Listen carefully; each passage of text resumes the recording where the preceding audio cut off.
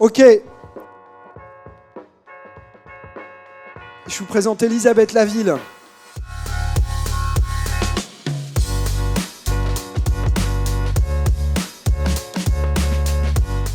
Elisabeth Laville, je vais la laisser se présenter, mais elle est aussi très... Tout le monde la connaît, bravo. Elle est aussi très inspirante dans la fondation de l'école. Elle dirige un cabinet, une agence, un think tank, une édition d'idées, enfin voilà, un truc bouillonnant que j'adore qui s'appelle Utopie.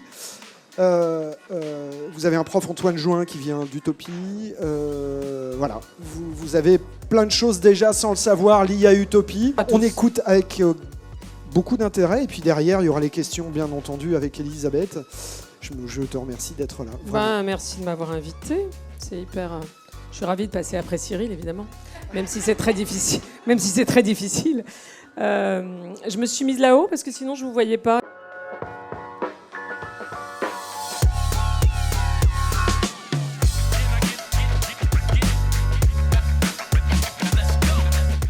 Au fond, je peux les regarder dans les yeux. C'est Rennes. Bonjour. Voilà. En plus, si c'est Rennes, bah ouais, ça aurait été dommage. Alors, ce que je me suis dit que j'allais faire, parce que comme ça fait 2 ans que vous étudiez à peu près tous les concepts, je ne vais pas vous parler beaucoup de concepts, mais l'an dernier, on m'avait demandé de faire un topo sur, en gros, les enseignements clés des 30 ans, puisque Utopie fête ses 30 ans cette année. Et du coup, c'est ça que je vais vous partager. C'est un peu désordonné, mais j'espère que vous y trouverez des choses. Et puis, en tout cas, ça fait une base de conversation. Et c'est des enseignements à la fois sur ce qu'on a appris en tant qu'organisation pour nous, ce qu'on a appris en essayant de faire changer les entreprises, et ce que moi, j'ai appris pour moi, qui peut peut-être vous servir. Voilà. Alors, rapidement, parce que je ne sais pas si... tout le monde nous connaît, Antonella est très gentille, mais je ne suis pas sûre. Donc, je vais quand même... vous dire que donc on a commencé en 1993, on était 2 à l'époque, on est 75 aujourd'hui. On a commencé sous forme associative pendant 1 an, parce que l'idée c'était de dire on va changer les entreprises, donc on va promouvoir une nouvelle vision du capitalisme, etc., plus engagée, plus responsable. Et en fait, ça nous paraissait assez proche d'une mission associative. Et puis en fait, en avançant sur le projet, on s'est rendu compte que c'était assez compliqué de parler à des entreprises si vous-même vous n'êtes pas une entreprise déjà, de comment elles devraient fonctionner, où elles pourraient fonctionner. Et puis par ailleurs, ce qu'on disait, on avait fait un numéro 0 d'une newsletter. Je vous parle d'un temps où les newsletters étaient papier et pas électroniques. Et dans ce numéro 0 de la newsletter d'Utopie, il y avait un article que j'avais fait sur ce que les entreprises peuvent apprendre des associations, notamment le sens d'une mission. Est-ce que les associations peuvent apprendre des entreprises le sens de l'autofinancement? Ça rejoint beaucoup de choses sur lesquelles on travaille maintenant, sur entreprises à mission, etc. Mais du coup, en écrivant ce papier, je me suis dit, non, mais en fait, du coup, ça veut dire que nous, il faudrait qu'on devienne assez vite une association, une entreprise qui a la mission qui garde la mission associative et qui s'autofinance, ce qui était l'esprit au départ. Bon, donc au bout d'1 an et demi, on est devenu une SARL, qu'on est toujours, avec...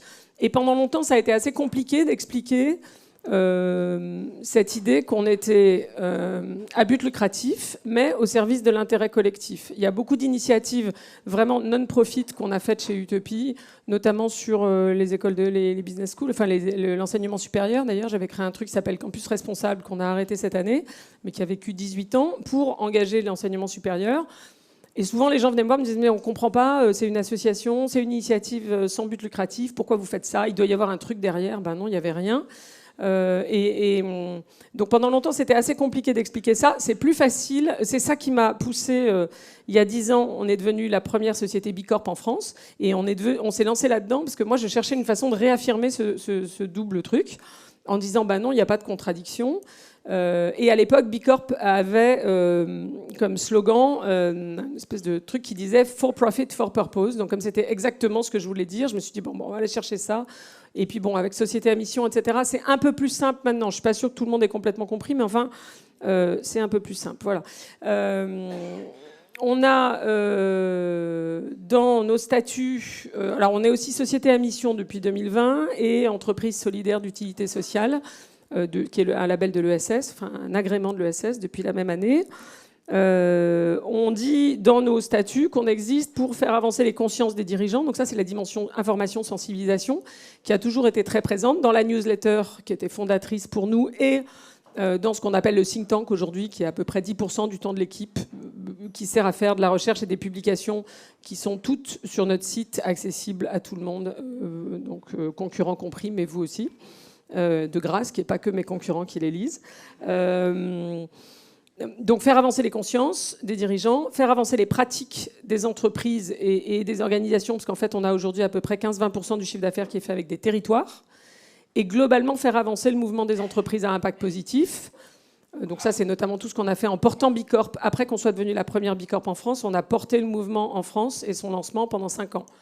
Et une fois qu'on a eu une centaine d'entreprises certifiées, on a créé une association, Bilab France, qui maintenant gère le truc très bien, avec une quinzaine de salariés. Moi, je ne suis plus qu'au board et ça vit tout seul. Mais ça, c'est important pour nous quand même, de cette dimension qui est au-delà des missions qu'on mène avec les entreprises, d'essayer de porter des choses un peu plus hautes, un peu plus globales, un peu plus collectives. Et dans le troisième objectif d'ailleurs statutaire qu'on a, on dit faire avancer le mouvement des entreprises à impact positif et incarner nous-mêmes ce qu'on raconte, en fait, parce que sinon, ça ne marche pas. Donc, une des choses qu'on a beaucoup essayé de faire au fil du temps, c'est de s'appliquer à nous-mêmes ce qu'on recommande à nos clients, de manière à d'abord être en empathie avec les clients quand c'est difficile à faire, c'est-à-dire comprendre par quelles difficultés, en fait, ou quel dilemme, ou on passe quand on s'engage là-dedans. Et puis pouvoir en parler en connaissance de cause, quoi, par rapport à parler de choses qu'on ne connaît pas. Donc c'est ça notamment qui nous a amené à nous lancer dans Bicorp, dans la société à mission, dans Great Place to Work. On a été, évidemment, nous, sur le métier du conseil, notre enjeu principal, je ne dis pas qu'on n'a pas d'impact environnemental, mais notre enjeu principal, c'est quand même les gens. Enfin, les ressources humaines. Et donc, c'est ça qui nous a amené à nous lancer, notamment sur Great Place to Work, qui a emmené... donc, on a été numéro 1 des entreprises de moins de 50 en France en 2019-2021. Là, on a changé de catégorie. Je crois qu'on est numéro 13 ou numéro 10. Bon, voilà. Enfin, en tout cas... mais l'idée, c'est que c'est une démarche... Je pourrais en reparler tout à l'heure, parce que moi, historiquement, je détestais les labels. C'est pas comme si je kiffais les labels maintenant, mais enfin, quand je regarde le nombre de labels de chartes qu'on a, j'ai clairement lâché un peu là-dessus, parce que finalement, je trouve que... En fait, je déteste je peux le dire maintenant, historiquement, je détestais les labels, parce que je trouvais que, en fait, un label, c'est toujours un moyen pour une fin. Et souvent, dans les boîtes, ça devient une fin en soi. C'est-à-dire, la fin en soi, c'est d'être certifié. Et tout le monde perd de vue qu'en fait, le label, il n'est jamais parfait, qu'en fait, on s'en fiche, que c'est un moyen de focaliser votre attention sur quelque chose. Idem pour les chartes. Historiquement, je n'aimais pas les chartes parce que c'est volontaire, donc vous signez la charte et après, si vous ne le faites pas... bon. Nous, en fait, sur les sujets RH, on en a signé beaucoup, parentalité, diversité, cancer at work, etc., etc. Et à chaque fois, évidemment, ça nous engage un peu parce que ça nous expose, mais surtout, ça porte notre attention typiquement sur le sujet du cancer, la charte Cancer at Work et le label portent sur comment vous accompagnez des salariés qui sont malades ou des salariés qui ont un proche malade ou des salariés qui reviennent au boulot après avoir été malades. Moi, au départ, je me suis posé la question parce qu'on a eu des salariés qui étaient concernés et que, franchement, on ne savait pas trop comment gérer le truc. C'est pas facile pour l'employeur. Et donc, je me suis dit, on va se tourner vers ces gens-là, ils vont nous aider à gérer la chose. Puis finalement, on a signé la charte et on a été labellisé à un moment où, fort heureusement, on n'avait plus le cas. Mais évidemment, ça revient. Bon, bref. Donc, ça porte votre attention sur des sujets un peu comme si vous faites un sport, quel qu'il soit. Moi, j'ai fait beaucoup de tennis, entre autres, mais si vous voulez avoir un bon revers, il n'y a pas à tortiller, il faut faire des revers pendant des heures et des heures et des heures, les 10 000 heures, là, les fameuses, et donc tous les types de revers, etc. Bon, la charte, c'est pareil, ça porte votre attention et ça vous entraîne, ça entraîne un muscle que vous ne soupçonnez pas et qui n'existe pas ou peu si vous ne le travaillez pas. Bon, voilà. Et puis, juste un point peut-être sur le nom d'Utopie, parce que je crois que Franck avait gardé ça comme titre pour cette intervention. On a mis en exergue de notre manifeste une phrase d'un écrivain sud-américain que j'aime bien, qui s'appelle Eduardo Galeano, qui dit « L'utopie est à l'horizon ». Et ça explique un peu pourquoi j'ai choisi ce nom-là. À la base, en fait, c'était un peu un gag, c'est-à-dire qu'on est allé à l'époque, l'ancien MEDEF s'appelait le CNPF, Et je suis allée rencontrer, et il y avait un monsieur qui s'appelait Jean Gandois qui a été élu à la tête de ce truc-là, avec un projet autour de l'entreprise citoyenne à une époque où Alain Juppé, lointaine, donc où Alain Juppé était Premier ministre et disait aussi aux entreprises, il faut que vous soyez citoyennes. Comment ? Non mais je sais bien, c'est pour ça que je leur explique la préhistoire.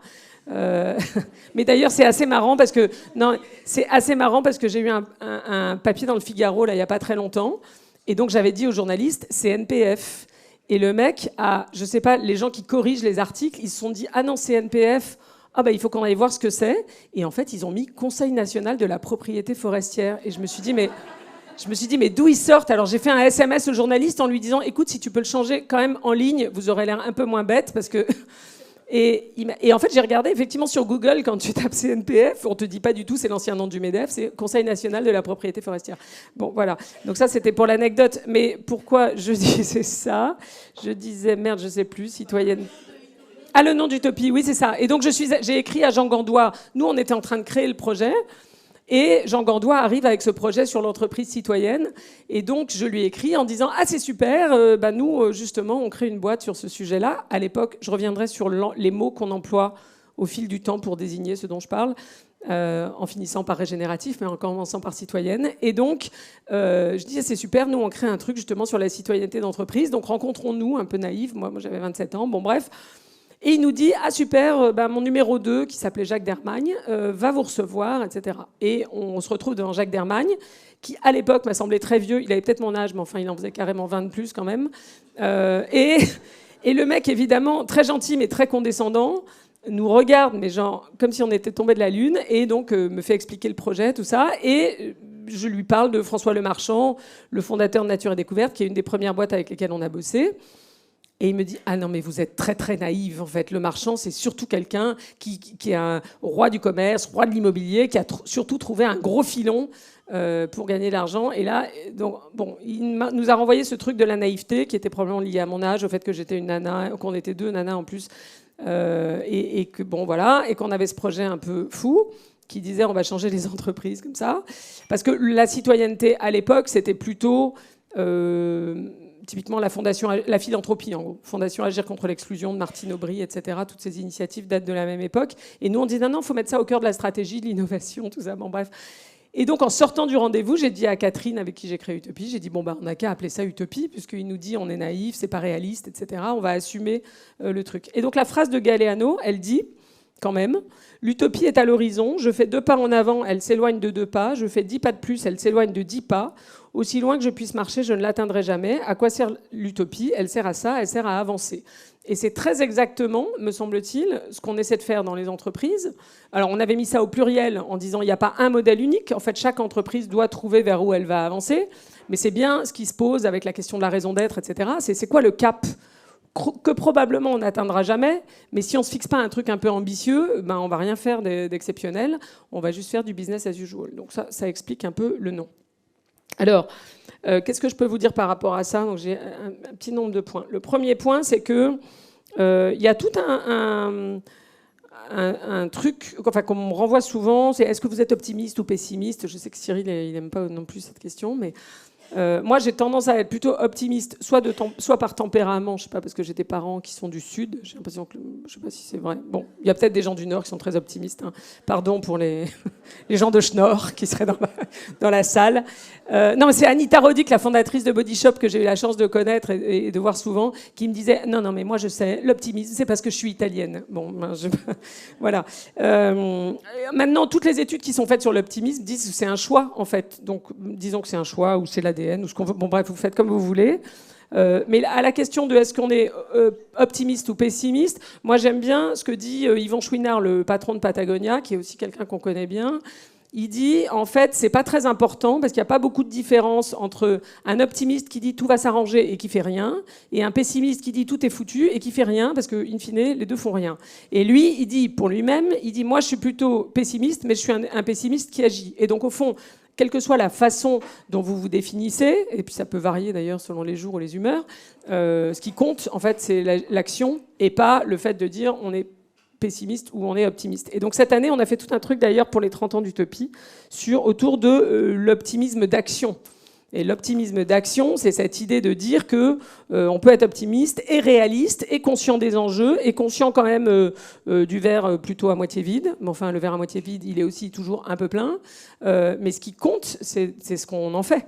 En fait, c'est pas juste de regarder les choses et de ne rien faire. Il y a cette phrase du moine Luther que j'aime bien, que je vous conseille, un tout petit bouquin quand vous avez un peu un coup de mou, de Catherine Larère, la philosophe, qu'elle a écrit avec son mari qui s'appelle Raphaël Larère. Le bouquin s'appelle Le pire n'est pas certain, sur pourquoi l'effondrement n'est philosophiquement pas acceptable et quels sont les remèdes à l'effondrement ou à la collapso. Et je vous le conseille vivement. Elle l'a écrit en plus pendant le Covid. Voilà. Bon, et elle cite notamment cette phrase du moine Luther qui dit, quand on lui disait « Qu'est-ce que vous feriez si la fin du monde était pour demain ?» Et il dit « Je planterais quand même un pommier. » Sous-entendu, il faut quand même intégrer l'incertitude que quoi qu'on nous annonce, tant que c'est pas arrivé, c'est pas sûr que ça arrive. Voilà, bon, ça c'est sur le point de l'optimisme. Deuxième sujet, mais c'est lié à ça. Si toutefois, par moment, alors notamment pour les plus jeunes d'entre vous, encore que ça atteint aussi les moins jeunes, vous trouvez un poil éco-anxieux quand vous regardez l'ampleur, surtout si vous avez beaucoup de cours avec mon camarade François Gemène, non, il enseigne dans le... Donc, non, mais François, il est pour le coup très optimiste d'action. Mais néanmoins, évidemment, quand vous regardez les faits, parfois, c'est quand même un peu... Ça ne rend pas complètement optimiste. Donc, tous les psychologues, je ne sais pas si vous en avez aussi qui interviennent dans votre cursus, mais tous les psychologues qui travaillent sur ces sujets d'éco-anxiété, tous les sociologues qui travaillent là-dessus, bref, tous les gens qui travaillent là-dessus, vous disent le seul remède, c'est l'action. Et d'ailleurs, Catherine Larère, dans le bouquin, elle dit la même chose. Elle dit la seule chose, donc si vous êtes complètement pétrifié en regardant les chiffres, le climat, je sais pas quoi, les inondations, enfin bon bref, tout ce qui peut être assez facteur d'anxiété, le seul remède, c'est de vous mettre à faire un truc, même un truc petit, même un truc local, mais un truc qui va dans le bon sens.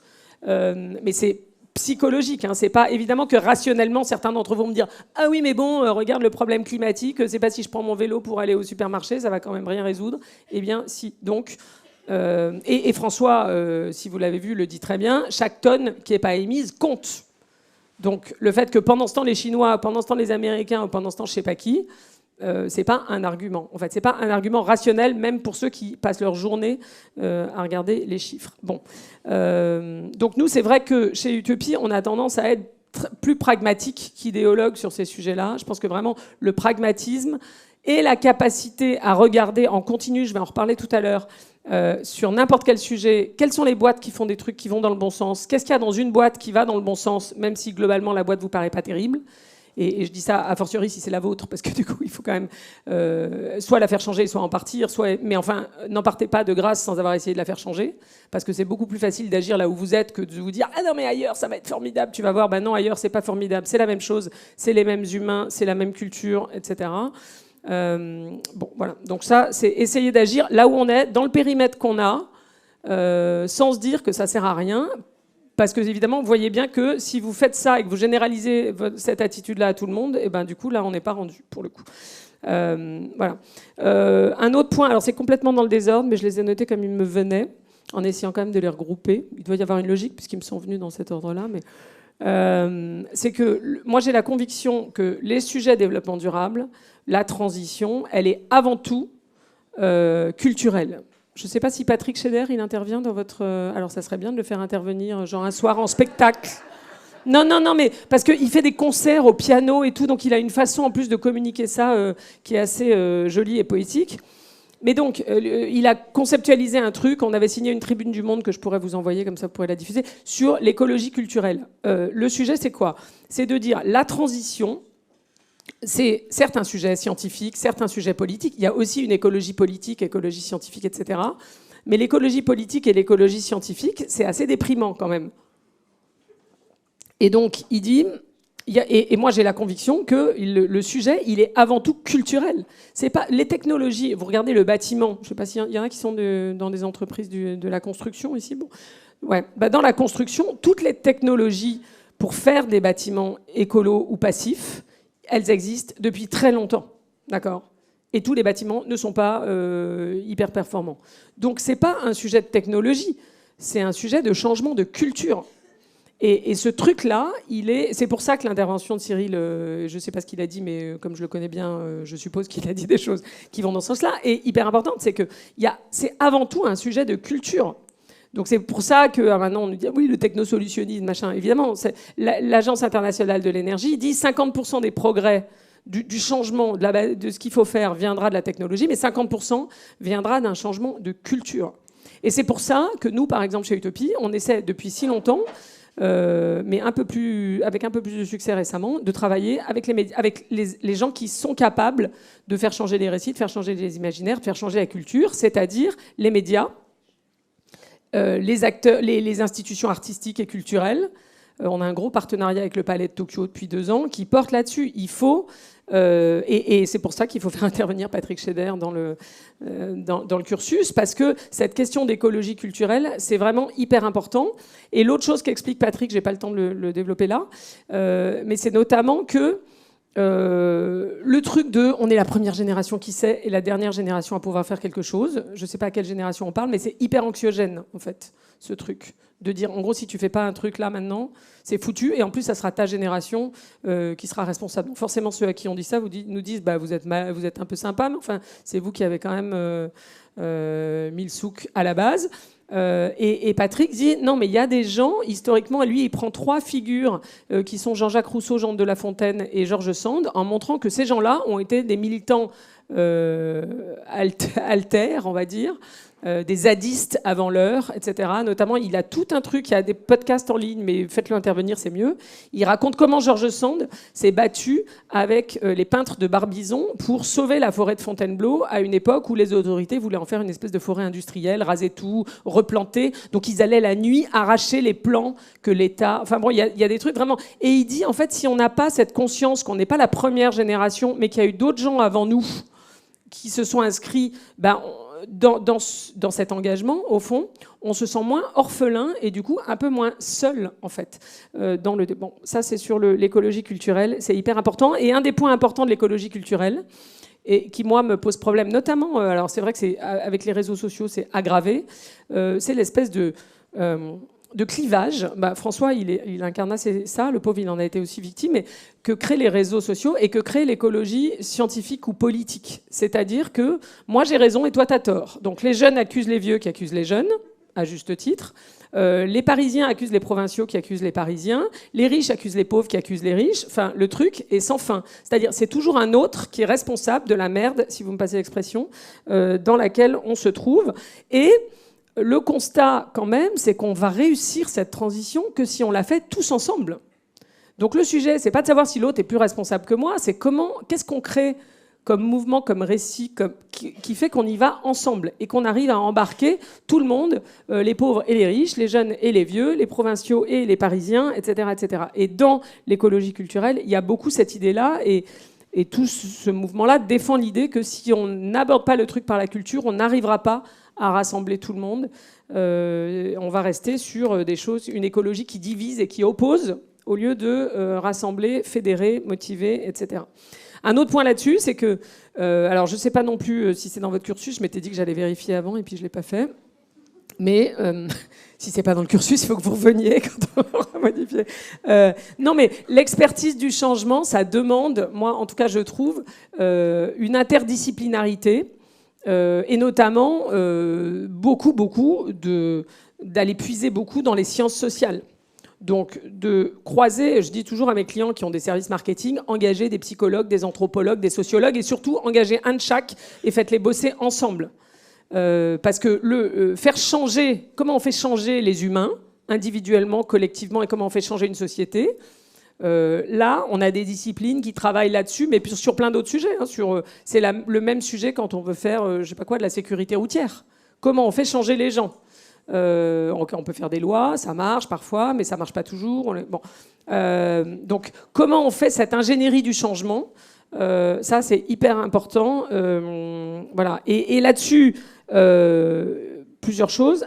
Évidemment, la capacité à créer, j'imagine, il a parlé de ça, Cyril, donc je ne vais pas détailler, mais les nouveaux récits, les nouveaux imaginaires, etc., c'est déterminant. Et en même temps, le langage n'est pas performatif. C'est pas parce que... alors, j'ai fait une tribune cet été, je vous l'enverrai aussi, sur le régénératif dans le monde. Parce que, en fait, j'en pouvais plus que tout le monde me bassine avec... Alors, ça a commencé l'agriculture régénérative. Bon, alors, ou régénératrice. Alors moi, j'avais mon équipe qui me disait « Ah, c'est super, on a une mission sur l'agriculture régène avec je sais pas qui. » Et je dis « Mais ok, mais on parle de quoi, en fait ?» Et bon, et alors là-dessus, déjà, j'en avais marre avec l'agriculture. Et là-dessus, on a commencé à me dire « Non, alors attends, maintenant, il y a l'économie régénérative, l'entreprise régénératrice et le leadership régénératif. » Et alors là, on est dans des niveaux d'abstraction, et les modèles économiques, évidemment, régénératifs. Et là, on est dans des niveaux d'abstraction qui sont... Et j'aime beaucoup Christophe Sampels, et j'aime beaucoup les gens qui travaillent là-dessus, mais...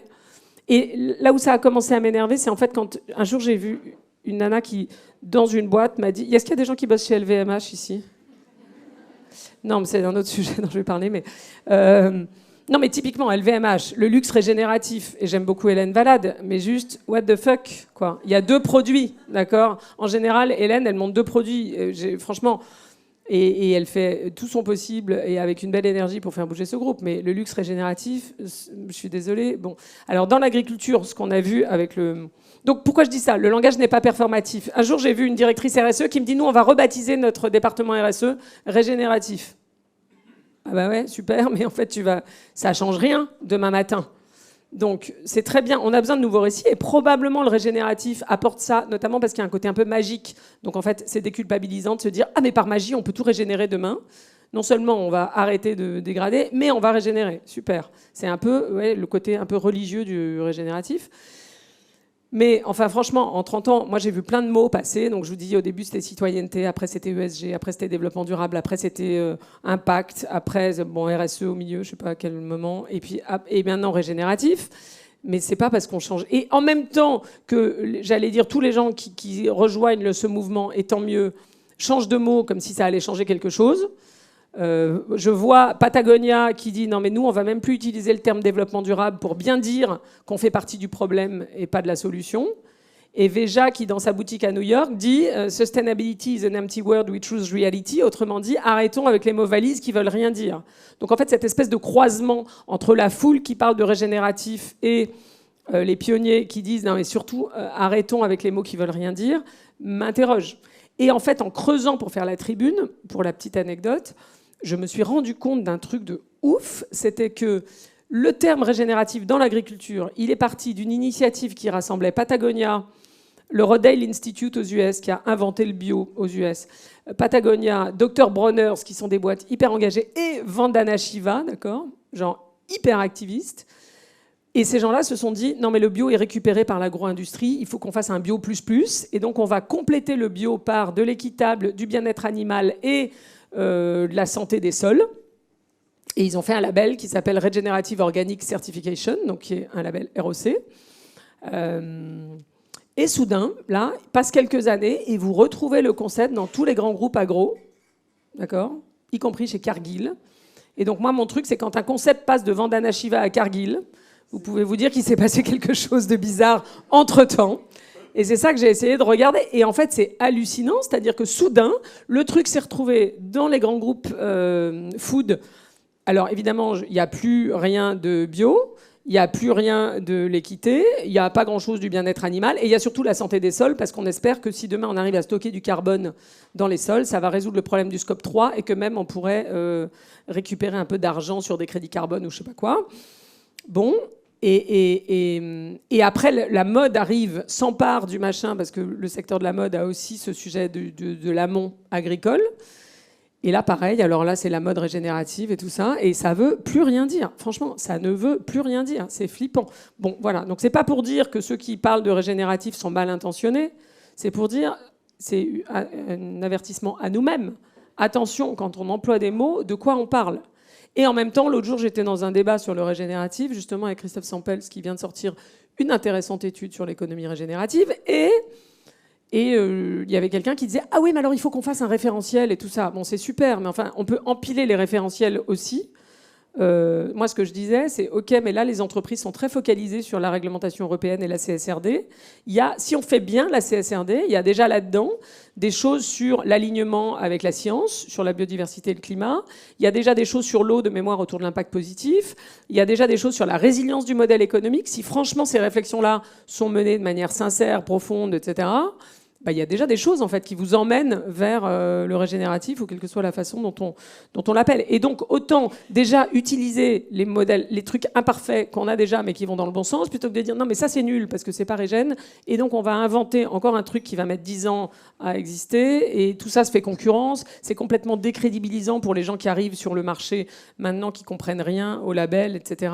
Donc bon, voilà, ça c'est un petit point. Sur les mots qu'on emploie, il faut quand même qu'on soit vigilant, à la fois quand même à pas employer des mots avec rien derrière, en tout cas se dire qu'est-ce qu'il y a derrière et qu'est-ce que ça apporte. Et si j'emploie ce mot-là à la place de bon, voilà, c'est juste, c'est pas parce qu'on change les mots qu'on change les pratiques et l'enjeu. Et mon point, quand les gens me disent ah oui, mais la RSE, c'est le truc d'antan, ça n'existe plus, machin. Moi, je veux bien, c'est ce que j'ai mis dans la dédicace de l'entreprise verte qui date de 2006 tout à l'heure. En gros, j'ai l'impression que le bouquin, c'est une antiquité, mais je ne suis pas sûre que tout ce qui était dedans soit une réalité partout. Loin s'en faut. Et donc, je veux bien qu'on me dise « Ah non, mais la RSE, c'est le truc dit avant-hier, nous, on va faire autre chose. » Ok, super, mais déjà, la majorité des fondamentaux de la RSE n'est pas en place dans la plupart des boîtes. Et donc, il faut quand même se mettre ça dans la tête. Donc, c'est très bien. Évidemment, d'ailleurs, que les entreprises qui n'ont pas très envie de se colter de se coltiner les impacts négatifs. La réduction des impacts négatifs, c'est hyper ingrat à faire. Hein. Donc c'est sûr qu'elles préfèrent le régénératif parce que c'est positif, c'est magique et c'est en storytelling, c'est plus sympa que la réduction des émissions. Hein. Donc la décarbonation de la supply chain, le storytelling, c'est quand même plus compliqué. Mais donc, néanmoins, ce truc-là reste à faire. Et quand vous regardez dans le bouquin là, sur Bicorp, j'ai interrogé un certain nombre de boîtes. Regardez ce que fait Picture, qui est une espèce de petit Patagonia français, sur la décarbonation de sa supply chain. C'est pas marrant. On va pas faire un joli communiqué de presse avec. Hein. D'ailleurs, ils en font pas. Mais par contre, c'est hyper exigeant et hyper difficile. Et c'est ça qu'il faut faire aussi. Donc moi, c'est juste ce truc sur le régénératif qui... Bon, en tout cas... Voilà. Un autre point important, c'est que si on veut, alors ça c'est pas nouveau, mais c'est les théories des systèmes. Si on veut changer un système, le meilleur endroit où appuyer, c'est les croyances qu'il fonde. Donc ça rejoint un peu la question de l'écologie culturelle. Au fond, c'est une question de culture, c'est pas une question de technique, etc. C'est pas une question d'indicateur. Voilà. Donc c'est sûr que il vaut mieux aller travailler du côté du business model parce que là, on a des choses qui sont plus fondamentales que sur des choses à la marge. Mais il faut aussi faire les choses à la marge. Bon. L'idée importante qu'on ne peut pas tout changer d'un coup, c'est plus vous regardez une entreprise très grosse, mais même pas grosse, il y a tellement de choses à faire évoluer qu'on ne peut pas tout changer d'un coup. Il y a un garçon que j'aime bien, moi, qui s'appelle Jaime Lerner, qui est l'ancien maire de Curitiba et l'ancien patron de l'Union internationale des architectes. Et Jaime Lerner, il a écrit un petit bouquin génial qui existe en français, qui s'appelle L'acupuncture urbaine. Et il dit quand vous voulez changer une ville, ce que lui, il a essayé de faire à Curitiba, vous ne pouvez pas tout changer d'un coup, c'est pas possible, c'est un système tellement complexe. Vous pouvez trouver des points d'acupuncture. Donc exactement comme en acupuncture, vous cherchez les points d'énergie qui sont les mieux capables de faire basculer le système. Et lui, à Curitiba, il s'est dit, il y en a 3, il y a les espaces verts, le transport gratuit pour tout le monde et un système par lequel il proposait notamment aux populations les plus pauvres de la ville d'échanger des déchets contre des tickets pour avoir de la nourriture.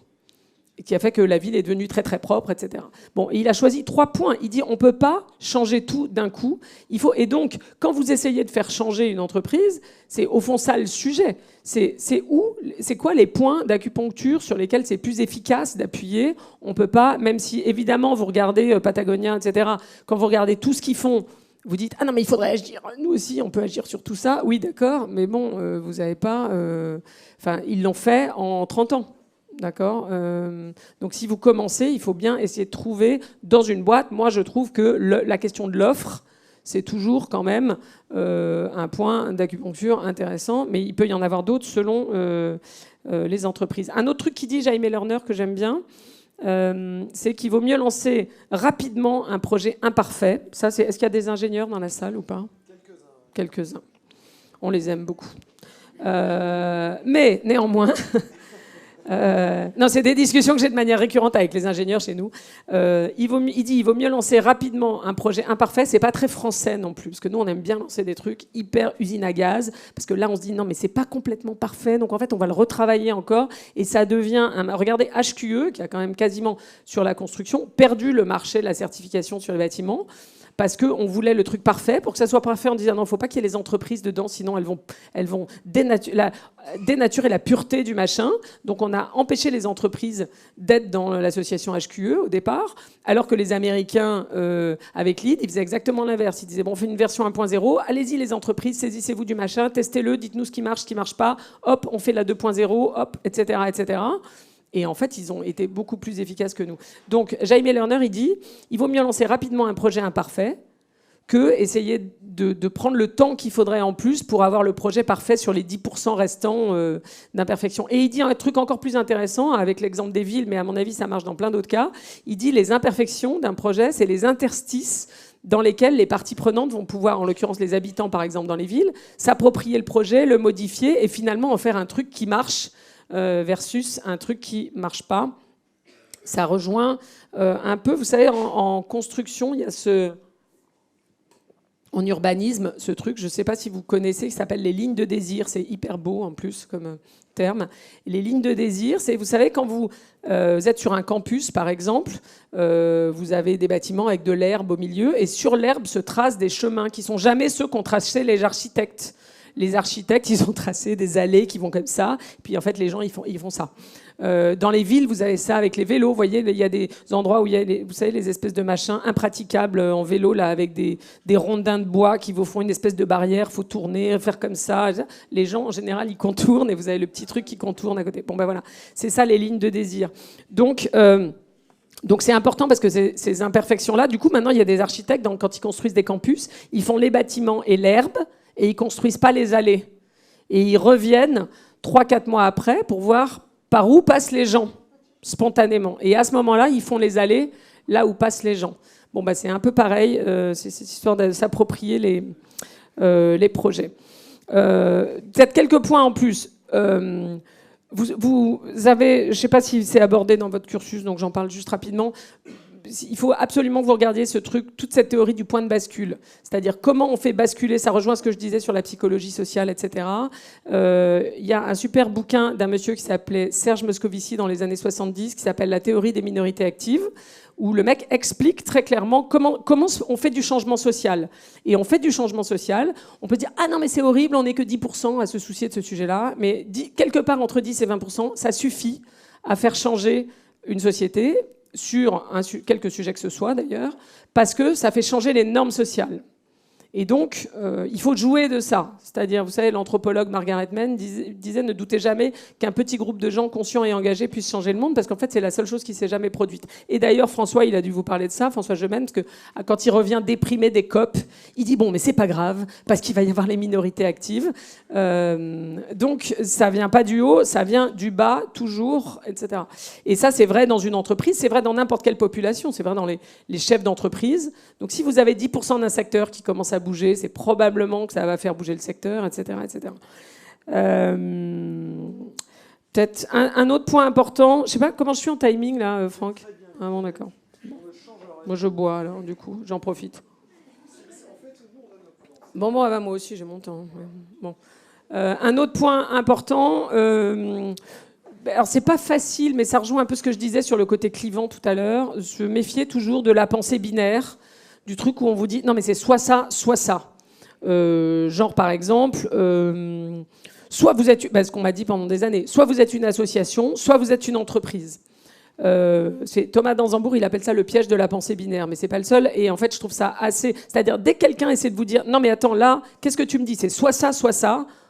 En fait, c'est un piège de la pensée. Il n'y a aucune raison que ça soit ça, soit ça. Et vous pouvez allègrement répondre. En même temps. Exactement. Exactement. Exact. Non mais, et je vais y revenir sur croissance, décroissance, est-ce qu'on peut être à but lucratif et au service de l'intérêt collectif, etc. etc. Et aujourd'hui, aussi parce que c'est plus facile de faire des tweets sur des choses binaires et simplistes, il y a un très joli bouquin que j'ai acheté l'autre jour, je n'ai pas encore complètement lu, qui s'appelle « Le courage de la nuance ». C'est un peu la même idée, mais sur nos sujets qui sont des sujets complexes, ça me paraît extrêmement, extrêmement, extrêmement important. Un point qu'on a beaucoup essayé de cultiver chez Utopie, il y a une phrase de La Rochefoucauld qui dit « Je crois rien n'est aussi contagieux que l'exemple ». Il n'y a rien qui convainque plus un chef d'entreprise. Vous pouvez lui faire toute la théorie que vous voulez, lui mettre tous les François Gemène que vous voulez, ça aide aussi. Mais le truc qui le convainc toujours plus, c'est de lui montrer un autre chef d'entreprise qui l'a fait et qui n'a pas fait faillite, en gros, voire qui marche un peu mieux. Ce truc-là, ça marche toujours. Et c'est aussi potentiellement ce que vous pouvez incarner dans vos organisations. C'est en fait, quand on voit quelqu'un qui fait un truc qu'on n'ose pas faire, eh ben on a envie de le faire. Et du coup, ça fait boule de neige. C'est aussi ça le truc du point de bascule. C'est comme ça que ça marche. C'est le changement des normes sociales, etc. Donc ça, c'est... Mais pour faire changer les entreprises, franchement, il n'y a rien qui marche autant que leur montrer des exemples. Donc, dans votre secteur, toujours essayer de trouver quelque part dans le monde des entreprises du secteur en question qui font déjà, ou dans des secteurs proches, ou sur des problématiques proches, qui font déjà ce que vous voulez recommander. Bon, un sujet éternelle discussion avec mon équipe, c'est... alors, en fait, il faudrait qu'on choisisse nos clients sur la base du brief. Donc, en fait, il ne faut pas bosser pour machin. Il ne faut pas bosser pour Total, caricaturalement. Il y a des gens de Total. Bon. Non, mais c'est pas grave. Non, mais parce que souvent, alors les gens, et notamment la plus jeune génération, ils disent non, mais en fait, il faut choisir les missions dès le départ. Tel client, on bosse pas. Telle demande, on bosse pas, etc. Et moi, je pense deux choses. Je pense d'abord qu'on a besoin de lumière là où règne l'obscurité. Parce que moi, j'adore bosser avec Veja, parce que c'est des potes. Mais enfin, franchement, ils sont parfaitement capables de faire très bien sans nous. Donc, à part le fait qu'on se fait plaisir, s'ils arrivent à nous, on arrive à se faire payer pour ça, c'est cool. Mais c'est pas ça le sujet. Le sujet, c'est d'amener le changement là où c'est dur et où ça veut pas changer. Donc, on peut aussi de temps en temps se reposer en travaillant avec des gens avec qui c'est plaisant de le faire. Mais je dis pas que c'est pas plaisant avec les autres, c'est plus difficile. Mais donc, ça, c'est le premier point. Et puis, ça me paraît vraiment hyper important ce truc. Et nous, en plus, sur le conseil, pour ceux que ça intéresse, les missions les plus transformatrices qu'on ait menées, ça partait hyper mal au début. Et à l'inverse, je peux vous citer plein de cas où ça partait hyper bien, genre le ou la DG qui vient, qui nous dit « je veux changer mon modèle économique ». C'est la demande idéale. Et en fait, ça cafouille en route et ça mène nulle part. Et au bout de 2 ou 3 mois, on arrête la mission. Et donc, si je prends les missions les plus transformatrices chez nous, qu'on ait menées, et que je les compare à celles qui partaient le mieux, qu'on a arrêtées, franchement, si j'avais choisi dès le départ de ne pas faire certains projets, parce que c'était pas ambitieux, je sais pas quoi, et de faire les autres, eh ben, ça aurait pas donné ce que ça a donné. Et ça, c'est hyper important. Pourquoi ? Parce que y a des cas où vous commencez à bosser sur une stratégie RSE un peu poussive, avec quelqu'un qui a zéro crédibilité ou pas beaucoup d'écoute dans la boîte. D'abord, vous construisez la relation de confiance avec cette personne-là. Or, in fine, il n'y a quand même que les gens qui font changer les boîtes. C'est à la fois bien et pas bien. Je donnerai un exemple pour lequel c'est pas bien tout à l'heure. Par exemple, nous, on a travaillé pendant 6 ans sur Fleury-Michon avec un directeur marketing qui avait vraiment... Il intervient, David Garbouze, dans le cursus ou pas ? Qui avait vraiment envie de faire changer les choses. Non, mais parce qu'au bout d'un moment, c'est toujours les mêmes. Et qui avait vraiment envie de faire changer les choses. On bossait hyper bien, on a commencé à faire changer Fleury-Michon, ça se voyait dans les études, ça se voyait dans l'offre, machin. Pouf, un nouveau DG arrive. Moi, j'avais dit à David, il faut que tu te portes candidat pour ce job, parce que si le mec qui a le job, il n'est pas d'accord, eh ben, en gros, on va reculer de X années. Et ben, c'est exactement ce qu'il s'est... Il s'est pas porté candidat à temps. L'autre est arrivé et il se passe plus rien. Et lui, il s'est fait lourder assez vite.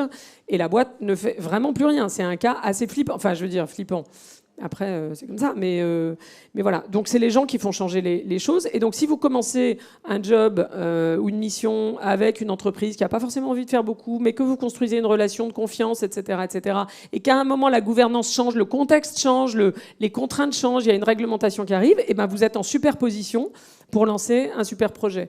Et moi, j'ai plein d'exemples où on a commencé avec un truc vraiment pas terrible et où ça a évolué en un truc super, ou à l'inverse, j'ai assez peu d'exemples de cas où on nous a demandé un truc super et où c'est resté sur un truc super dans le temps. Donc ça dit autre chose, ça dit l'importance des gens, évidemment, avec lesquels vous bossez, et puis le fait que pour faire ce boulot-là, comme on le fait nous, mais comme vous allez le faire vous dans les boîtes, il faut à la fois une ambition démesurée, parce qu'au fond, on veut changer le monde, d'accord, et une énorme dose d'humilité, parce que la plupart du temps, ça ne marche pas. Et donc, vous voyez, c'est un peu comme les stoïciens, c'est faire le max sur ce qui dépend de nous et accepter avec humilité ce qui ne dépend pas de nous, parce qu'il y a plein de cas où, même si le ou la DG avait envie de bouger, en fait, ses actionnaires n'étaient pas d'accord, son équipe n'est pas d'accord, c'est pas du tout le bon moment en interne dans la boîte parce qu'ils ont d'autres problèmes à résoudre, etc., etc., etc. Donc, et en même temps, il faut quand même essayer de les convaincre de le faire, mais avoir l'humilité de se dire... Moi, en général, je me console quand une mission s'interrompt en route, et ça arrive, pas trop souvent quand même, mais ça arrive.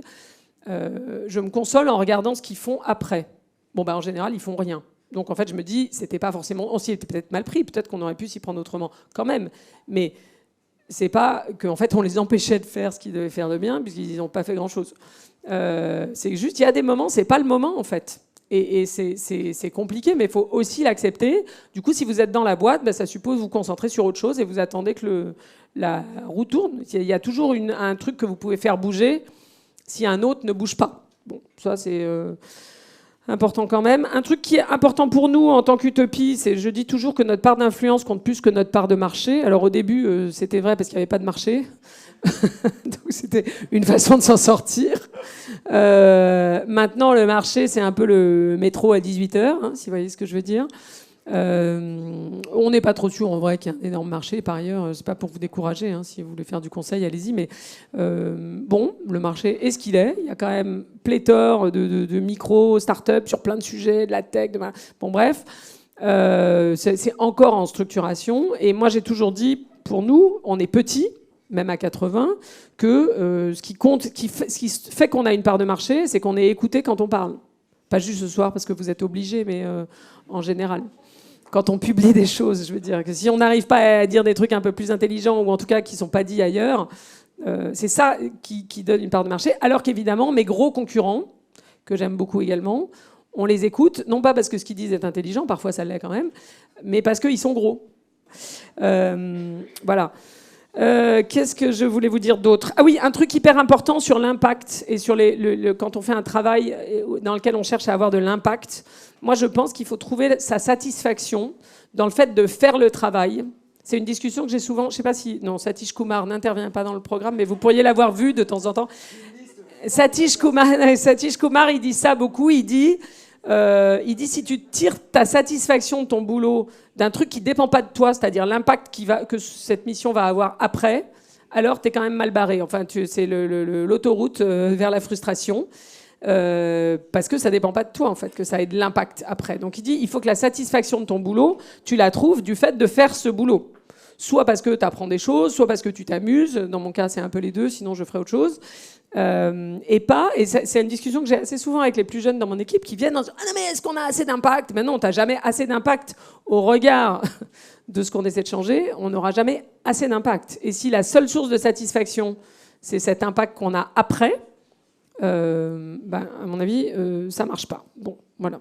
Donc, ce pourquoi, pendant longtemps, je disais à mon équipe qu'il faut qu'on soit engagé comme la poule est engagée dans l'œuf, et pas, la métaphore vaut ce qu'elle vaut, vous allez voir, c'est pas très vegan comme métaphore, comme la poule est engagée dans l'œuf, et non pas engagée comme le cochon est engagé dans le jambon.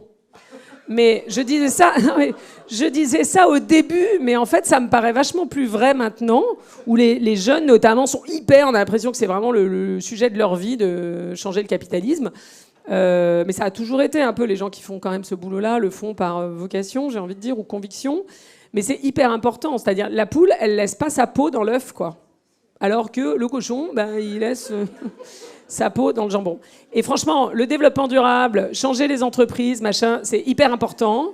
Mais de grâce, n'y laissez pas votre peau, parce que ça n'a pas de sens. Non, mais ça n'a aucun sens. C'est-à-dire, c'est même à l'encontre du monde qu'on voudrait voir advenir, où des gens laissent leur peau dans leur boulot. Et donc, pour faire ça, même si je sais que Satish Kumar, il avait dit à mon équipe, lors de la dernière intervention qu'il a fait, il leur a dit « You need to sacrifice something. Do you think Martin Luther King did not sacrifice ?» Je me disais « Oh là là, merde. » Il parlait que des gens qui avaient fait de la prison et tout. Je disais « Non, mais...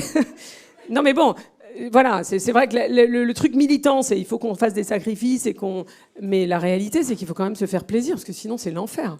Franchement, la vie est courte. Bon, voilà.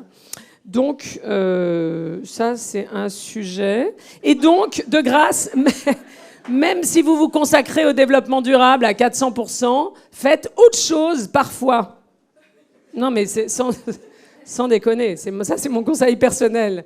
Intéressez-vous à d'autres choses. Faites du sport, de la musique, du chant, ce que vous voulez, des trucs autres qui vous mettent dans l'instant.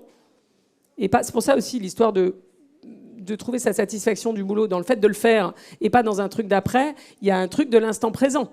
Donc, Montaigne en parle beaucoup dans les essais. Il dit faites du jardinage. Il ne bossait pas sur le développement durable, mais c'est un peu pareil.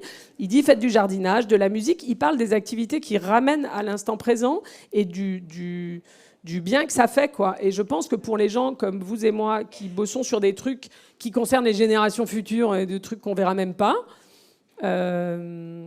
c'est encore plus important aussi pour garder une forme d'équilibre. Voilà. Et pour éviter le fameux burn-out du militant. Ça j'en ai parlé, je passe. Peut-être un point sur le truc de la pensée binaire. Moi je pense que, alors là on parle beaucoup maintenant de post-croissance, il faut plus croître, je sais pas quoi. Je pense que le sujet c'est pas tellement croissance ou décroissance, c'est qu'est-ce qu'on veut faire croître et qu'est-ce qu'on veut faire décroître. Et donc c'est toujours un sujet de croissance sélective ou de décroissance sélective. Il y a des choses qu'on veut faire croître, la santé, le bien-être, etc. Il y a des choses qu'on veut faire décroître, évidemment l'impact environnemental, etc. Et puis, évidemment, c'est le sujet la permatou. Là, maintenant, j'étais hier au lancement de la perma-industrie de Thomas Huriez, après la perma-entreprise et la permaculture. L'idée de se fixer des limites. Il y a une entreprise qu'on a développée dans ce bouquin sur l'entreprise hyperlocale, là, que j'aime beaucoup, qui est, non pas mon bouquin, mais l'entreprise, qui s'appelle Zingerman, aux US. C'est une entreprise qui fait un delicatessen dans le Michigan. Et en fait, ils ont commencé à ouvrir leur delicatessen et ça cartonnait. Ils étaient dans tous les guides, etc. Tout le monde allait les voir. Puis du coup, ils ont commencé à avoir plein de demandes pour « Ah, on voudrait ouvrir une franchise de Zingerman dans tel état, dans telle ville, etc. » partout aux US, un peu comme McDo. Et les deux fondateurs de cette entreprise, dont Harry Weinstein, dont je vous conseille tous les podcasts, tous les écrits, le mec est un peu philosophe, un peu entrepreneur, c'est trop bien. Et ils ont eu cette réflexion et ils se sont dit non mais en fait on veut se développer mais nous on veut pas se développer urbi et orbi, on est là pour servir cette communauté de Ann Arbor dans le Michigan et donc on va continuer à se développer en servant cette communauté. Et donc ils ont fait quoi? Ils ont regardé tout ce qu'ils importaient d'autres États en gros et ils ont recréé localement tous les business qui permettaient de faire localement ce qu'ils importaient précédemment, en disant du coup ça crée des jobs localement, on est encore plus ancré localement, donc c'est pas le local, c'est pas un repli sur soi, c'est un redéploiement local, et ils sont passés de 50 salariés à 500. Et alors, il est assez marrant, Harry Weinstein, parce que quand on lui demande dans les conférences, mais alors quand vous avez fait ce choix-là, est-ce que vous n'avez pas l'impression que vous vous limitez, vous perdez des opportunités? Alors en général, il répond en disant bon, qui dans la salle est marié? Alors les gens lèvent la main. Et il dit est-ce que vous n'avez pas l'impression que vous vous privez d'opportunités? Bon, c'est un peu... J'aime bien ce truc, parce que je trouve ça... Et en gros, c'est ça. La boîte, elle a une croissance et une santé financière réelle. Juste, elle n'est peut-être pas devenue aussi grosse que McDo, mais c'est une autre approche de la croissance. Donc, qu'est-ce qu'on veut faire croître? Qu'est-ce qu'on veut faire décroître? Et comment on se fixe des limites, ou en tout cas, comment on reste dans le raisonnable? Bon, ça, j'en ai parlé, la CSRD, machin, on s'en fiche. Je regarde, j'ai une petite main qui fait... Il y aura peut-être des questions. Ouais. Et c'est possible de prendre des questions? À fond. À moins qu'il y ait des points. J'ai plus que 2 points en même temps. On prend les 2 points. Comme ça, après... Merci, voilà. Elisabeth. Alors, c'est vraiment en vrac, là. Je ne sais pas pourquoi celui-là, il est là. Bon, bref, je vous l'ai mis quand même. Non, parce qu'en plus, j'ai noté des petites phrases, donc en fait, soudain, ça a l'air un peu bizarre. Est-ce qu'il est entre l'œuf et le jambon juste? Ouais, je sais pas. J'avais noté... Non, mais c'est un truc que j'aime bien quand même. On a les clients qu'on mérite. Je dis ça, c'est vrai pour nous, comme pour les entreprises. Parce que souvent, les gens me disent « Ah non, mais nos clients, ils comprennent rien, ils sont un peu cons, je sais pas quoi. » On a les clients qu'on mérite. C'est-à-dire que si on parle... Et alors, à nouveau, les neurosciences nous expliquent ça très bien, qu'on a plusieurs parties dans le cerveau. Et donc, si vous parlez aux gens comme à des cons, on voit ça très bien dans l'éducation aussi d'ailleurs. Il y a d'ailleurs toutes les expériences de psychologie sociale qui ont été faites sur des enfants à l'école. Si vous leur parlez comme à des débiles, en gros, vous ne cultivez pas leur intelligence, pour le dire autrement. Bon. En revanche, parce que vous activez les parties du cerveau qui sont les plus reptiliennes, etc. Et ce qu'on sait des neurosciences, c'est qu'une fois que c'est cette partie-là du cerveau qui est activée, je ne peux pas répondre avec cette partie-là qui est plus intelligente. Donc, il faut parler aux gens comme s'ils étaient intelligents pour les rendre intelligents. Et donc, on a les clients qu'on mérite. C'est-à-dire que mais les clients me disent toujours, vous voyez le truc de « Hey, mais Madame Michu va pas comprendre ». Mais genre, Madame Michu, elle n'existe pas. Enfin, d'abord, c'est un concept qui a été inventé dans les années 50. Donc, on a un peu avancé depuis. Et même dans les années 50, à part le fait qu'on prenait les ménagères pour des débiles, Rien. Enfin, bon, voilà. Donc ça, c'est important. Et l'avant-dernier point, je crois que c'est l'avant-dernier. Non, c'est le dernier. Le fait que le local, mais ça, c'est pour rebondir sur un sujet sur lequel on bosse beaucoup chez Utopie, je pense, et c'est aussi ce que dit Catherine Larère dans Le pire n'est pas certain, à la fin, mais vous pouvez le lire quand même. C'est le meilleur point d'acupuncture, quand je parlais des points d'acupuncture tout à l'heure, pour, comme disait Bruno Latour, faire atterrir nos sujets. C'est-à-dire, et ça est en lien avec ce que je disais sur l'action, et le fait que le secret de l'action, c'est de s'y mettre. Le local, c'est la bonne échelle d'action. Pourquoi ? Parce que c'est l'échelle où on a des relations avec les gens, où on peut faire des alliances, où les enjeux, on arrive à les saisir. Alors qu'évidemment, comme disait Latour, si j'essaie de comprendre le changement climatique et les problèmes planétaires, et je porte le globe sur les épaules, ben ça m'écrase et ça me condamne à l'impuissance. Donc ce truc-là, quel que soit, même si vous bossez dans une très grosse boîte, c'est marrant, j'avais eu la discussion avec la dame qui est propriétaire de Decathlon. Elle me disait, ah oui, mais alors on n'arrive pas à faire bouger complètement autant qu'on voudrait. Mais je dis, mais moi, c'est impossible à faire bouger le truc 300 000 salariés, quoi. C'est pas possible. La seule façon, c'est de repartir, de faire changer un magasin, puis faire changer plusieurs magasins, puis faire changer ce qu'ils ont fait avec les Décathlon Village, d'ailleurs, un peu. Et puis faire changer peut-être un pays, et ensuite voir comment ça peut faire à l'envers. Parce que du haut vers le bas, ça me paraît, c'est impossible de faire. Enfin, on fait tourner plus rapidement un kayak qu'un paquebot, hein, clairement. Bon, voilà. Donc, je pense que c'était ça, le point, l'échelle locale. Merci et bravo. Ouais.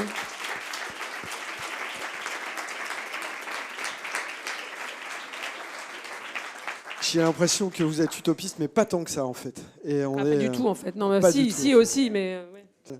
Vous avez des questions ? Oui. Ah bah oui. Allez, hop.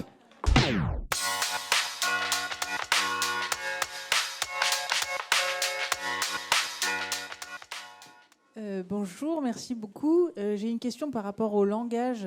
Du coup, on dit quoi si on ne dit pas régénérative, développement durable? Mais on dit ce qu'on veut, parce qu'en fait, le truc, ce que je dis juste, c'est que ce qui compte, c'est pas tant le mot qu'on emploie, c'est qu'est-ce qu'on en fait. En fait, c'est ça mon point. C'est qu'à un moment, alors c'est très français parce qu'on est assez intello, on adore. Et moi, franchement, j'adore la poésie, hein, mais c'est pas le sujet. Là, le sujet, c'est pas est-ce que j'emploie le joli mot. Moi, je dis toujours à mes clients, utilisez le mot qui vous convient le mieux spontanément, et surtout, faites des trucs. C'est ce que vous faites derrière les mots que vous employez qui leur donne du sens de toute façon. Donc ça n'a aucune espèce d'importance. Moi, ça ne me gêne pas qu'on dise citoyenneté, ça ne me gêne pas qu'on dise RSE, ça ne me gêne pas qu'on dise régénératif si vraiment vous n'avez pas le choix. Ça ne me gêne pas qu'on dise impact. Non, mais franchement, on s'en fiche en fait. Là. C'est tellement pas le sujet de savoir comment on va appeler. Il faut prendre le mot avec lequel on a le plus de chances de faire bouger les gens en interne et de faire changer les pratiques. Il faut être très opportuniste. Oui. Bonjour. Sur tous les points que vous avez déroulés, je trouve qu'il y a quelque chose qui ressort, c'est le pragmatisme. Et est-ce que chez Utopie, on défend une certaine vision d'un pragmatisme nuancé, comme vous l'avez dit, mais je trouve ça intéressant, l'opposition entre utopie et pragmatisme, dans l'approche des clients, dans les différentes visions à aborder. Est-ce que c'est quelque chose qui le... Oui, en tout cas, nous, on défend... Oui, alors merci, parce que oui, ça me va bien que vous disiez ça. Mais oui, c'est ça qu'on essaie de faire. Ce qu'on essaie de faire... Enfin, c'est pour ça que j'ai cité Galeano au début et qu'on l'a mise en exergue, parce que c'est le cap. Mais ça ne veut pas dire que... Enfin, ce qui compte, c'est le chemin. C'est pas le cap. OK, le cap, vous le fixez, vous vous y tenez. Quand vous êtes un peu perdu, quand c'est la tempête, c'est utile de l'avoir parce que, bon, ça oriente les efforts de l'entreprise et ça oriente la façon dont elle veut se transformer pour transformer la société, disons. Une fois qu'on a dit ça, après, quand vous regardez dans les sociétés à mission, la façon dont les missions sont formulées, franchement, je ne trouve pas ça très transformatif, mais c'est un autre sujet. Donc l'utopie, pour moi, elle me paraît importante pour le cap. Mais après, le reste, c'est ce que je dis sur les mots. Pour moi, après, le reste, c'est des actes, des actes, des actes, des pratiques, des pratiques, des pratiques. Et franchement, Enfin, j'ai pas relu l'entreprise. Non, je relis pas mes livres de toute façon. J'ai pas relu l'entreprise verte depuis, mais je suis sûre que 90% il y avait plein de choses sur le biomimétisme dedans, etc. C'est pas encore là. Hein. C'est pas du tout dans les boîtes aujourd'hui. Enfin, donc c'est pas dans l'économie de manière mainstream. Donc, ouais, c'est le truc, c'est vraiment pragmatique. Et c'est aussi pour ça que j'ai revu, j'avoue, mon idée des certifications. Notamment avec Bicorp, et c'est pour ça qu'au fond le truc est imparfait nécessairement, et en fait on s'en fout, la société à mission aussi d'ailleurs c'est imparfait, mais les deux ensemble ça marche très bien quand même. Et moi je dis à mes clients, et d'ailleurs Big Mama par exemple, ils utilisent Bicorp, ils sont certifiés, mais ils le disent pas. Si vous regardez sur les pizzas, vous voyez pas marqué on est certifié machin. En revanche, ils l'utilisent pour se transformer eux en interne, et nous là, on va fêter en fin de mois les 10 ans de la certification Bicorp, la nôtre. On est en 4e recertification. Et franchement, c'est le truc qui nous a le plus transformé. Parce que ça vous met un espèce de... OK, on a le cap, mais enfin, le truc, c'est qu'il faut quand même y aller et pas perdre de vue tout ça quand ça va bien, ça va mal. Parce que, en gros, la pratique dans les entreprises, c'est que, encore aujourd'hui, hein, moi, j'ai envie de dire même encore plus, peut-être aujourd'hui, avec la crise inflationniste et tout ça, et le fait que dans le commerce, par exemple, ça va pas top, dans la mode, ça va pas top. Bon, les gens vous disent non, mais c'est hyper important ce que vous dites là, mais en fait, on le fera plus tard. Parce que, alors, en gros, au fil du temps, les arguments varient, mais il y en a essentiellement deux. C'est hyper important ce que vous dites, mais on le fera plus tard parce que là, ça va trop bien le business, alors il faut qu'on gère la croissance et les machins, les recrutements, je sais pas quoi. Ok. Ou alors, version plutôt du moment. C'est hyper important ce que vous dites, mais on le fera plus tard, parce que là, ça va très mal, et il faut déjà être sûr qu'on sera encore là l'an prochain.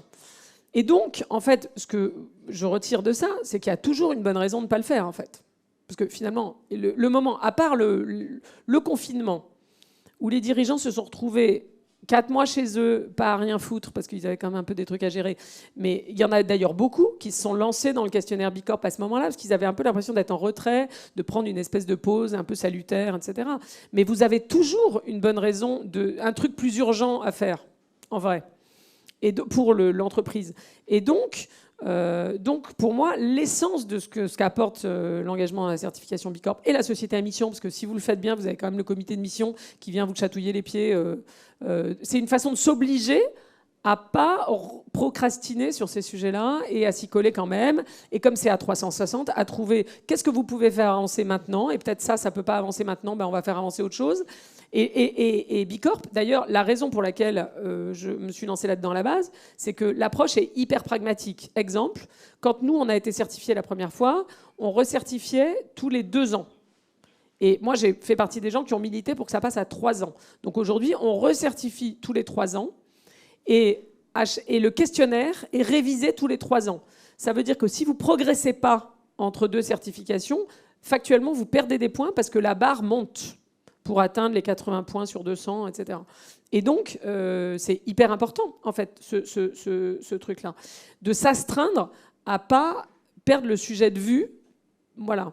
Et donc ouais, il faut vraiment être hyper pragmatique sur ce sujet. C'est un peu ce qui m'agace sur le régénératif. C'était vraiment ça, mon point de départ. Après, quand j'ai creusé, j'ai trouvé qu'il y avait des bonnes raisons, effectivement, d'avoir un doute. Et l'autre chose peut-être importante que je n'ai pas dite, c'est que je pense qu'il faut, de mon expérience, il faut 7-8 ans pour transformer. Vous prenez une boîte, nous, on va fêter là aussi, en début d'année, les 20 ans de collaboration avec Expansions.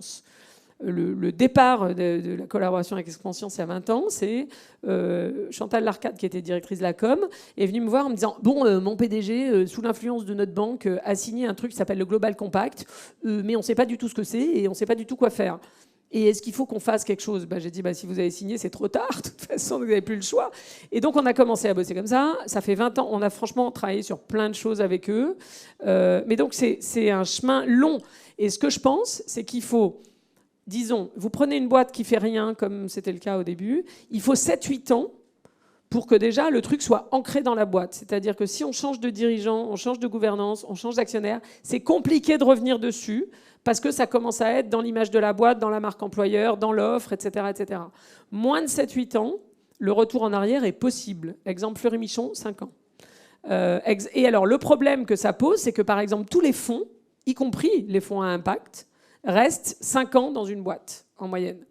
Donc en fait, tous les fonds à impact qui me disent « Ah non, mais nous, notre passage, c'est vraiment l'accélération de l'impact. » Et après, je leur dis « Ben non, parce qu'en fait, si tu te barres au bout de 5 ans, quelle que soit la personne à qui tu revends ta participation, il peut complètement revenir dessus. » Et donc ça, c'est important. J'en ai pas parlé, c'était la dimension temporelle. C'est-à-dire, il faut se laisser du temps pour faire les choses. Donc, typiquement, une des raisons pour lesquelles moi j'avais milité sur le passage de la recertification Bicorp à 3 ans, de 2 à 3 ans, c'est qu'un entrepreneur, il a un peu autre chose à foutre que remplir des questionnaires toute la journée. Et donc, si vous voulez vraiment progresser sur les pratiques et pas juste cocher les cases, ben, il faut du temps. Si vous voulez changer les RH, changer les pratiques de production, changer votre offre, changer votre modèle économique encore plus, ça se fait pas. Franchement, 1 an, toutes les labels, la plupart, c'est 1 an. Ça veut dire que vous passez 6 mois à remplir le questionnaire et vous avez 6 mois vite pour progresser avant de re-remplir le questionnaire. Ben, évidemment, ça bouge pas trop.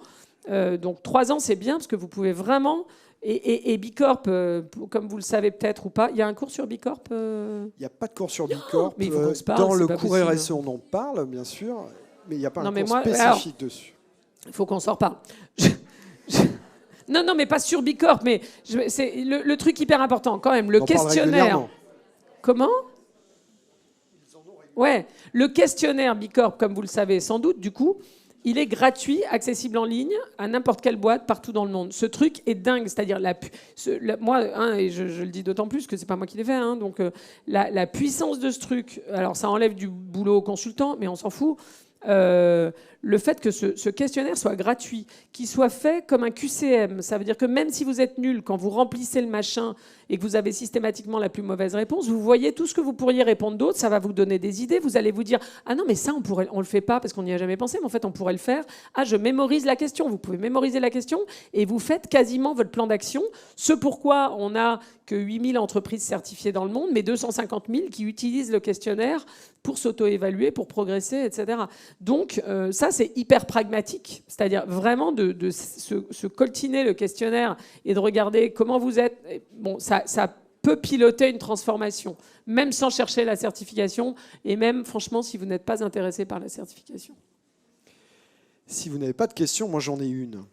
J'en ai une qui est liée à la méthode, Elisabeth. C'est-à-dire qu'on parlait tout à l'heure d'utopie et de pragmatisme, et c'est extrêmement important, je trouve, pour nous, et je m'inclus dans ce nous, de savoir quelle est la proportion. Moi, quand je regarde Utopie, j'ai vraiment le sentiment, alors on parlait de no profit business, d'intérêt public, etc., mais j'ai vraiment l'impression, quand j'étudie ce que vous faites, que vous avez une grosse production de choses qui ne sont pas directement liées à ce que vous faites pour vos clients, ou alors vous faites encore énormément plus pour les clients, mais j'aimerais bien savoir dans la méthode comment une agence ou un cabinet comme le vôtre réussit à décider d'une proportion entre ce qui va servir un jour ou l'autre et qui de toute façon nous tire en avant, mais que je ne vais pas pouvoir facturer à la fin du mois, Ouais.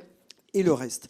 Pour moi, c'est une grosse question. J'ai été Pour moi aussi. Ah ouais, c'est une ça. grosse question. Mais Ouais. je pense que quand on fait du conseil, je vois combien Utopie, finalement, souffle le vent qui fait gonfler sa propre voile. Et j'aimerais bien savoir quelle est la méthode qui vous permet de choisir, de dire, OK, là, les gars, il faut qu'on se mette au boulot parce qu'il faut payer les échéances. Et là, on a le droit de pousser, d'écrire et de se donner du temps pour rédiger quelque chose qui sera lu et qui servira bien un jour, même si ce n'est pas demain. En fait, historiquement, je ne suis pas sûre qu'on soit très bon là-dessus, en vrai. On l'a fait toujours un peu avec un équilibre en se disant, là, il y a des sujets qu'on veut faire émerger. Et donc, on se dit, non, mais ce sujet-là, il y a plein de sujets qu'on a contribué à faire émerger, sur lesquels on n'a jamais rien vendu, franchement. Alors, c'est peut-être parce que... je ne sais pas bien, parce que je pense qu'en fait, on était parfois plus attachés au fait de faire émerger un sujet qu'au fait de vendre des trucs, pour être clair. Et donc maintenant, on essaie quand même, à minima, sur le think tank, de se dire, toutes les publications qu'on fait, enfin, c'est assez récent, hein, toutes les publications qu'on fait, elles doivent être pas autofinancées par nous, mais on doit avoir un partenaire qui les finance. Ça, c'est pas aussi rentable que de vendre une mission, J'ai vu le magazine Influencia qui faisait comme ça à un moment donné. Ouais, mais en fait, il y a pas. Bah, alors, dans les médias, ils font ça beaucoup parce qu'il n'y a pas d'autres. Ils vendent plus de médias, donc il faut bien qu'il y ait des gens qui payent. Ouais, donc nous, on a suffisamment d'entreprises qui nous font confiance, de clients, etc., qui sont intéressés. Ils ont parfois un peu de mal parce que nous, tout ce qu'on fait dans le cadre du think tank, c'est public. Et donc, ils nous disent, pourquoi on va payer un truc qui va être accessible à nos concurrents demain matin ? On leur dit, justement, parce que ça va être accessible. Et puis parce que vous aurez quand même plus d'infos en primeur, vous serez plus dans le truc, etc. Et du coup, on mutualise parfois des intentions pour pousser un sujet ? Alors, on mutualise. Par exemple, là, on a lancé un programme sur les business models à impact qui creuse ce volet-là de Bicorp, qui est un volet absolument fascinant et méconnu, parce que la moitié du questionnaire, quand vous dépliez le questionnaire Bicorp comme un cerf-volant, je dis ça parce que souvent, si vous faites le questionnaire, il y a beaucoup de questions qui sont des questions filtres. Et si vous répondez non à la question filtre, vous ne voyez pas que derrière, il y a 20 ou 25 questions sur le sujet. Mais quand on le déplie complètement, on s'aperçoit qu'on a 50% des questions qui portent sur les business models à impact et le double du gisement de points dans la façon dont les points sont attribués, qui sont liés au business model à impact. Et ce truc qui n'est pas clair du tout, c'est-à-dire que déjà quand vous demandez aux gens de décrire de ce que c'est qu'un business model, c'est pas clair. Quand vous leur demandez de décrire ce que c'est que l'impact, c'est pas clair. Alors business model à impact, c'est carrément fumeux. Et donc, en réfléchissant à ça, on s'est dit, mais là, dans le questionnaire Bicorp, il y a 23 business models à impact type qui sont chacun noté sur 30 points, sauf un qui est sur 60, peu importe. La plupart des boîtes n'ont jamais les 30 points, elles ont 2-3 points, 4-5 points.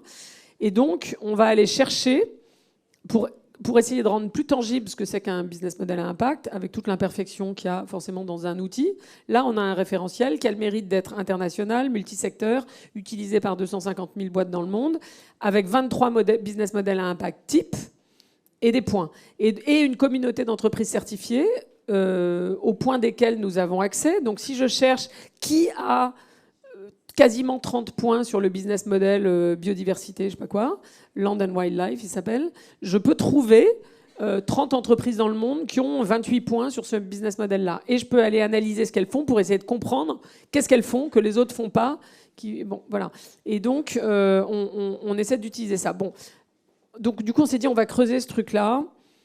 Mais je ne peux pas creuser ça pendant... Parce qu'en fait, c'est un énorme boulot. Il faut se plonger dans les méandres du questionnaire et après se plonger faire des recherches dans la base de données Bicorp pour voir qui a beaucoup de points sur tel business model. Et il y en a 23. Et ensuite, analyser les boîtes qui sont parfois des petites boîtes sur lesquelles il n'y a pas beaucoup d'impôts.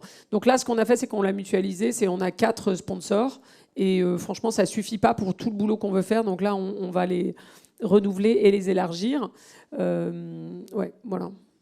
Merci beaucoup, c'est hyper éclairant. Ça répond à ma question. J'espère que vous pas la posiez aussi. J'ai pas la réponse. Il y a des moments. Une des raisons, typiquement, pour être tout à fait honnête, parce que je parlais de campus responsable tout à l'heure. J'ai lancé Campus Responsable, ça c'est facile de s'en souvenir, l'année de la naissance de ma fille, donc comme elle a 18 ans, il y a 18 ans. Et à l'époque, il n'y avait rien sur l'engagement de l'enseignement supérieur. Donc je me disais, OK, puis moi j'enseignais à HEC, je les faisais bosser sur l'engagement de l'école, chaque année ils faisaient des recos, chaque année l'école disait, ah oui, c'est très intéressant, merci bien, au revoir. Et puis il ne se passait rien. Et donc j'ai lancé ça un peu en écho à ça. On a fait plein de choses en 18 ans, on a lancé les trophées des campus responsables, etc. Et puis, typiquement, là, nous, on est en phase quand même de croissance, il faut financer, etc. Et on a dit, on va arrêter des choses. Et sur les campus, maintenant, il y a tellement d'initiatives très intéressantes, etc. Il n'y a plus besoin qu'on fasse ça. Nous, et parce que ça, c'était purement à nos frais. À un moment, j'avais des sponsors, mais alors, je me souviens, Ricard nous finançait les trophées des campus. Mais alors, le ministère me disait, ah non, mais alors moi, je ne peux pas remettre les trophées par la ministre si c'est Ricard qui est partenaire. Moi, je dis, OK, mais alors, donnez-nous de l'argent. Ah ben non, alors, Donc, on a choisi de faire les trucs au ministère avec les ministres, parce que les campus étaient contents d'être sous les ordres de la République. Mais bon, le truc nous coûtait du fric. Et là, l'an dernier, on s'est dit, bon, il faut qu'on rationalise un peu dans le think tank les trucs qui sont vraiment non-profit. Il y a des moments où on ne peut plus. Donc, on a arrêté celui-là, par exemple. Merci beaucoup. Merci beaucoup.